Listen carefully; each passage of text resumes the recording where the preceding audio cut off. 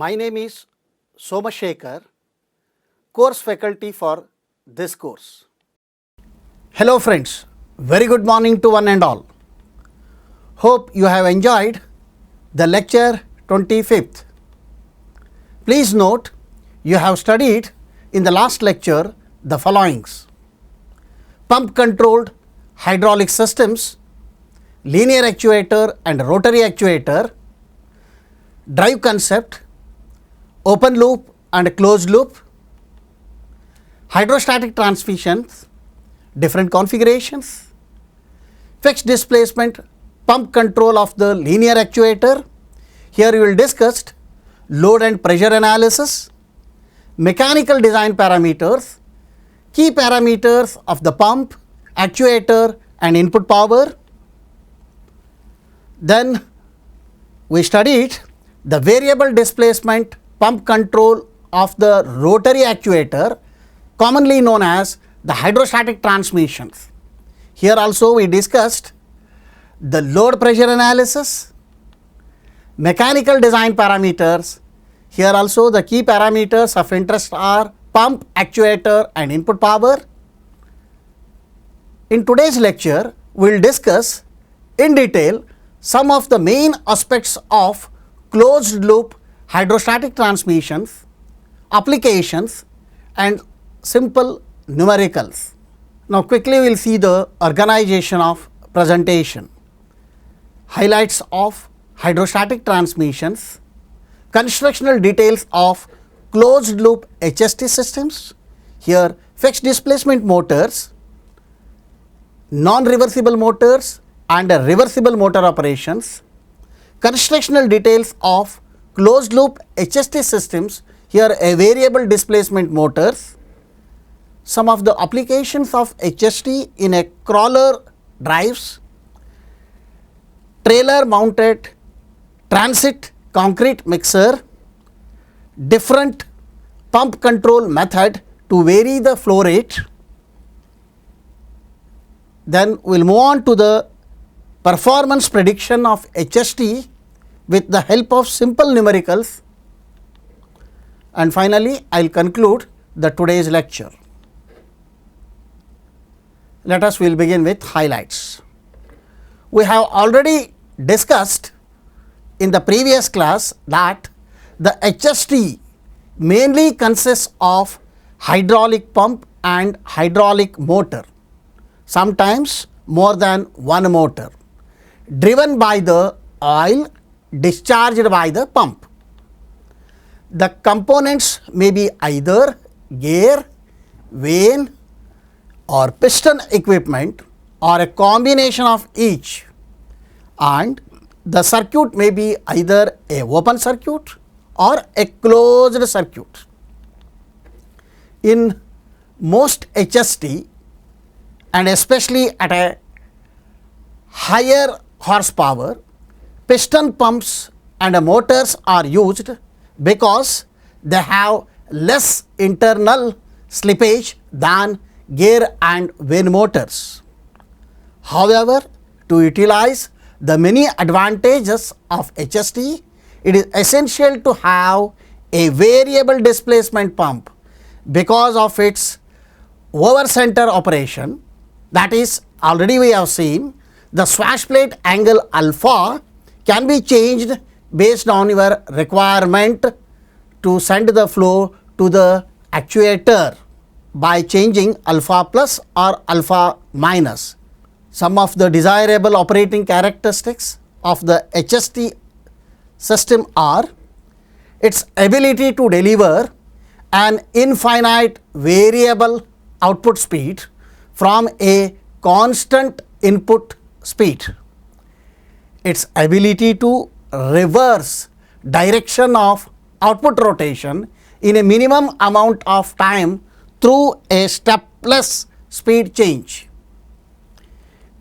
its ability to deliver a constant speed from a variable input speed, its ability to produce a maximum torque output from a minimum power input.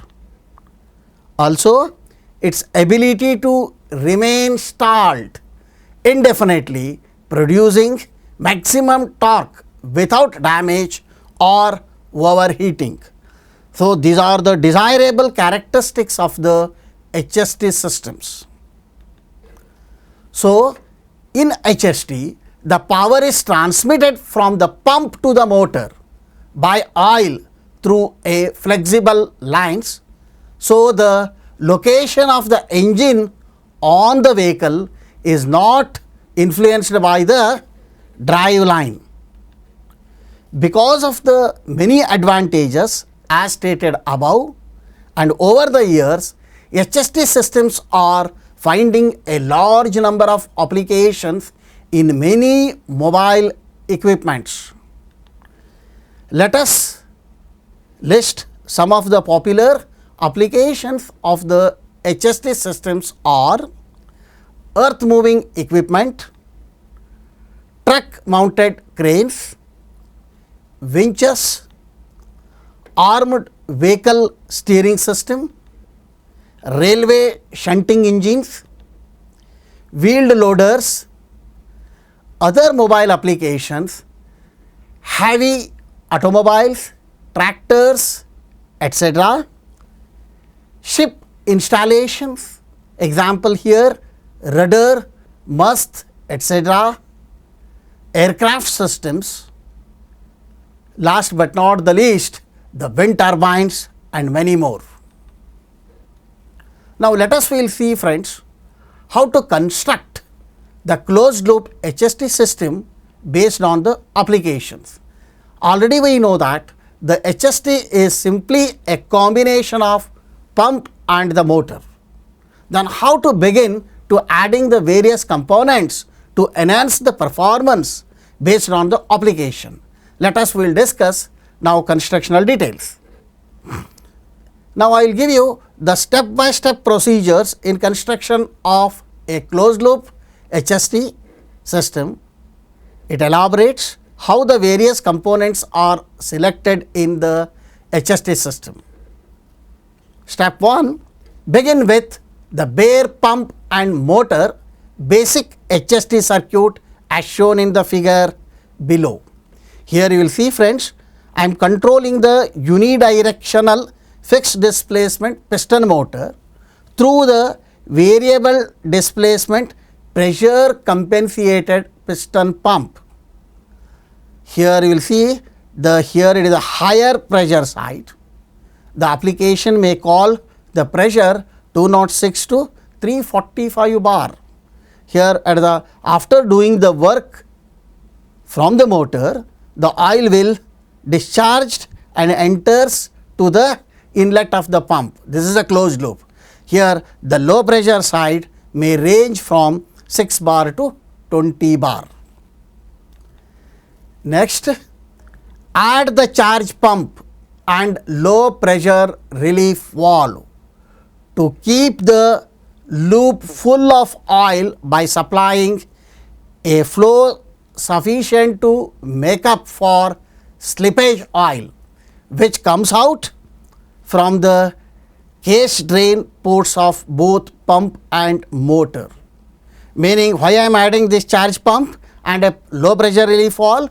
This is to support the variable displacement pump to leakage flow which occurs in the pump as well as the motor, which will pass to the tank through the drains provided here. You will see here friends, I am adding here the charge pump and the low pressure relief valve. See the positions of these two, because top one is same as above here.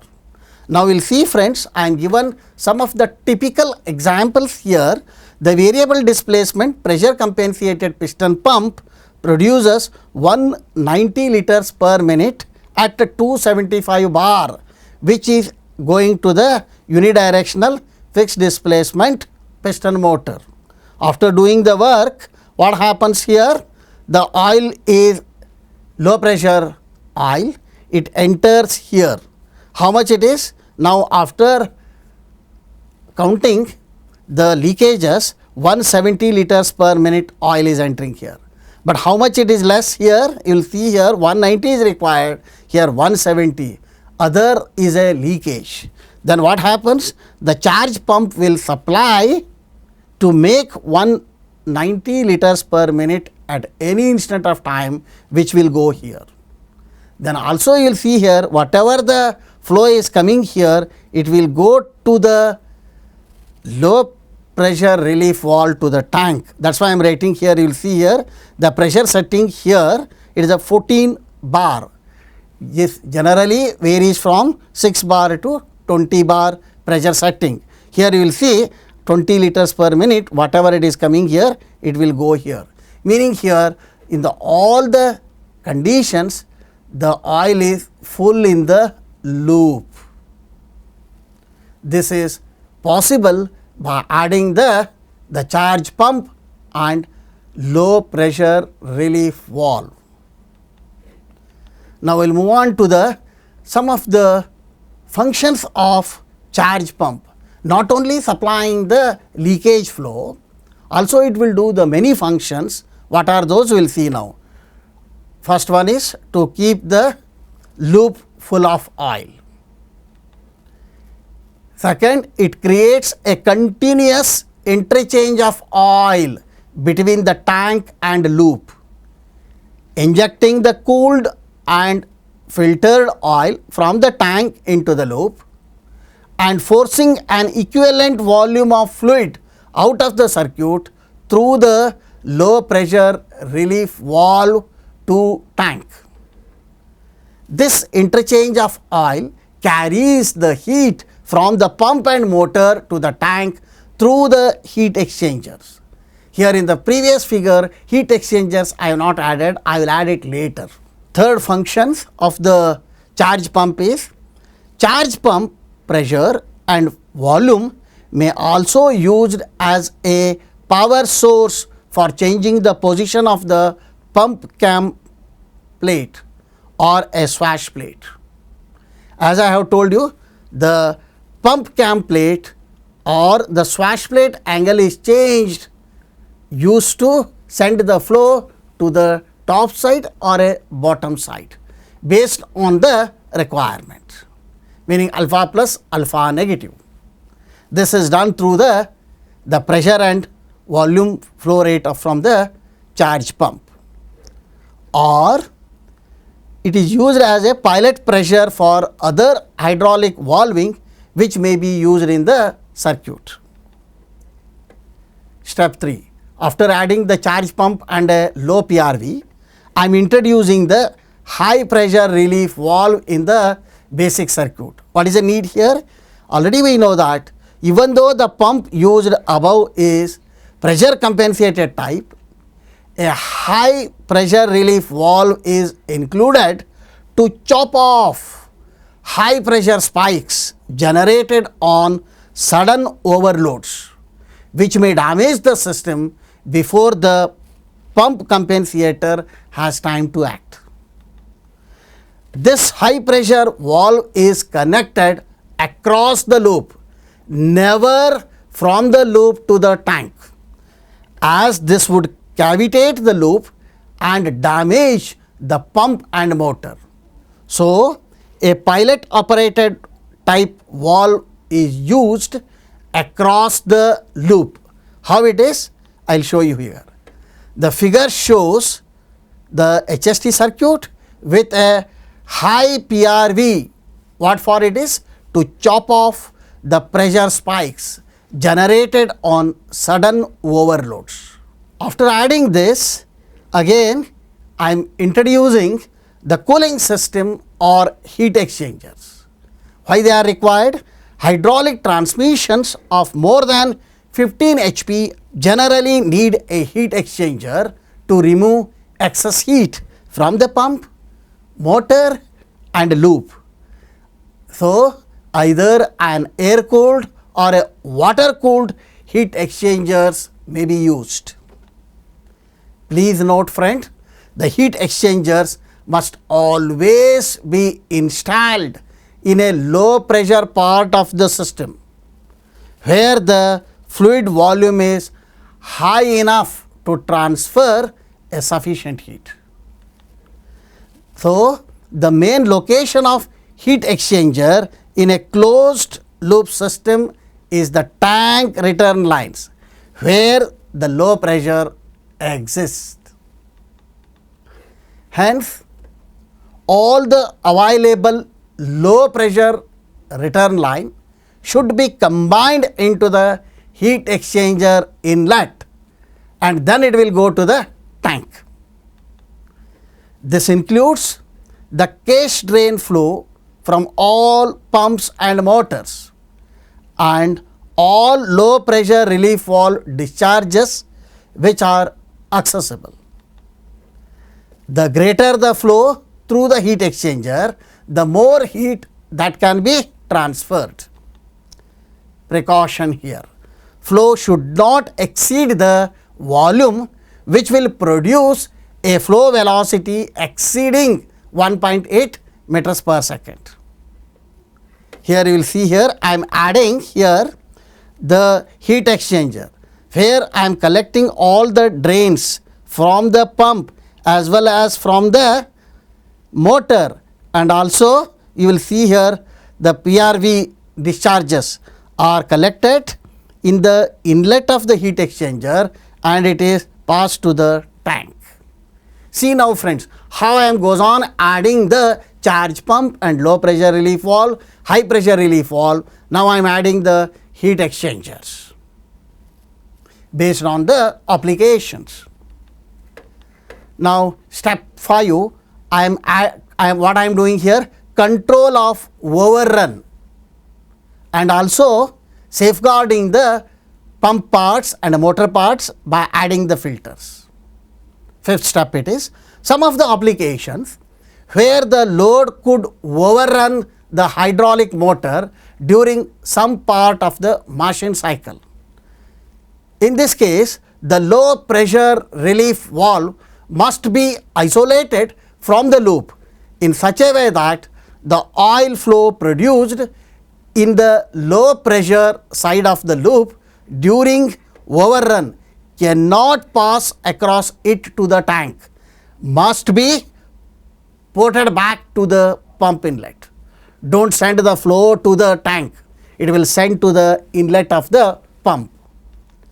So, to prevent escape of overrun oil through the low pressure relief valve, a check valve is installed through which charge pump oil is fed to the loop instead of sending to the tank. Now we will see here the figure shows a modified circuit in which all the case drain flows from the pumps and motors are combined with low pressure relief valve discharges, and the total flow is routed through the heat exchanger to the tank. You will see here friends, the drain from the pump, drain from the motor, all are staggered here. Then the discharges from the low pressure relief valve to the heat exchanger, then to the tank. Also we will see, understand friends here, what I am doing here, I am adding the check valve. It is a unidirectional valve, only flow is going from charge pump to here, it will not possible to move here. That time bypassing in the drain, all bypassing here. Please understand this. Also you will see in the circuit, I am adding the some of the filters. Also notice the charge pump flow, how it enters the main pump flow through the check valve and filter 1 and a filter 2. Then you may think, what is the need of filter units in the circuit? Already we know that the filters are used to remove the contaminants. Is it so important here? The piston pumps and motors are more sensitive to dirt than the gear or a vane type units. So, the filtering becomes an important part of closed loop circuit design. Now, we will see friends, now previously you are seen only non-reversible motor, correct, unidirectional motors. Now, I am showing you here the same concepts, how I am goes on adding the charge pump, low pressure relief valve, high pressure relief valve, and then what it is, heat exchangers, and how to overcome the overruns and filtering system, all are there here also. But here you will see the reversible motor. Reversible motor means the flow from the pump, it is going from one side, it will rotate, and then the flow direction is reverse through the over center facility in the pump, it will rotate in the other direction, meaning I may require now the bidirectional motor, correct. Now we will see most of the HST available in the market built for industrial or a mobile applications may use the power range 15 HP to 200 HP. Figure shows the complete closed loop HST circuit used for reversible operation of the piston motor. All the elements are there, friends, whatever I have discussed, all are there here.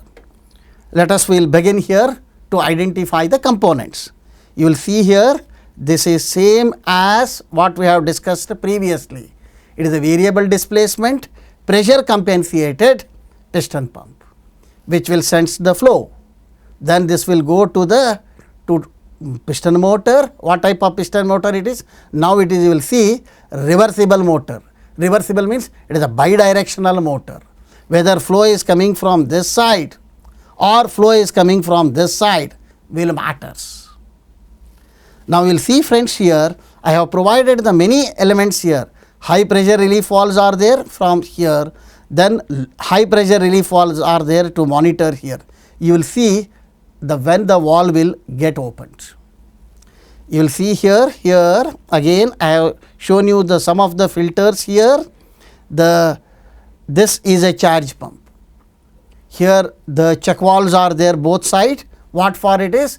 Which will not allow the flow from this to this. Only flow is coming from the charge pump to this way to run the piston pump, or it will come from here and it will go to the other side of the piston pump. These check valves will isolate high pressure and the low pressure, correct. Many things are there here, you will understand. Also you will see here the shuttle valve is there. The shuttle valve, it is a in the middle center, all ports are blocked. This will be actuated when the flow is sending this way. It will rotate the piston motor in one direction. When the direction of the piston pump is changed, when the flow is coming from here like this, that time what happen? This will be actuated. That is why it is the pilot lines I have shown to shift to the left or a right based on how the flow is coming.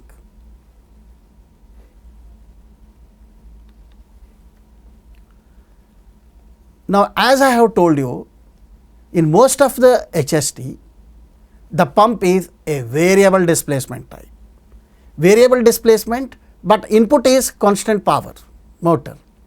Then anything you will vary the flow rate, all this thing, by changing the swash plate angle. How to change the swash plate angle? There are many methods are there. Now we will see the different pump controlled method to vary the flow rate. All pumps used in the closed loop hydraulic transmissions for industrial service are the variable displacement type. All of them have some kind of control for tilting the cam plate to change the displacement. These controls range from direct external linkages to the cam plate to highly sophisticated devices according to the needs of the applications.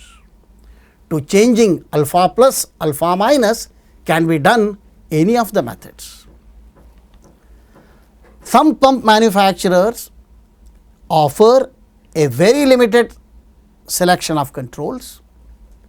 Others offer a wide range of types which can respond to various kinds of signals from controlling the pump displacement. The most widely available methods in commercial units are manual servo, second one is pressure compensator, third one is horsepower limiting,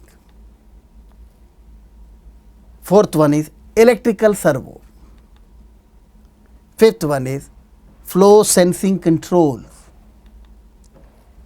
Also other methods are there such as a hand wheel, electric motor, hydraulic pilot, cam, stem, etc. The whole objective is to vary the angle in case of the piston pumps. These are the commonly used methods. Now, let us see what we have discussed now. Transmissions described above use a combination of variable displacement pump and a fixed displacement motor. It may be the unidirectional or a bidirectional, but you will remember it is a fixed displacement. It finds a wide applications. This is the popular combination and meets the needs of most applications. Motor speed can be varied from 0 to maximum, forward or reverse, by changing the displacement of the pump only. This combination delivers variable output speed and has a constant torque capability according to the pressure set on the relief valve or a pressure compensator on the pump. On some applications, when the maximum torque is not required, an increase in maximum speed may be desirable. For example, a piece of mobile equipment using a hydraulic wheel drive may need a maximum torque while working at low to moderate speeds, or when climbing a hill, but may need a higher speed while traveling to its working locations. For these applications, what is required, friends? A variable instead of the fixed displacement motor may be used in combination with variable displacement pump. Now, you will understand, friends. Previously, I have used the variable displacement pump and a fixed displacement motor, but some applications will call for the variable displacement motor also. The upper speed can be approximately doubled by reducing the displacement on the variable displacement motor. Quickly, we will see some of the features of variable displacement motors in hydraulic transmissions.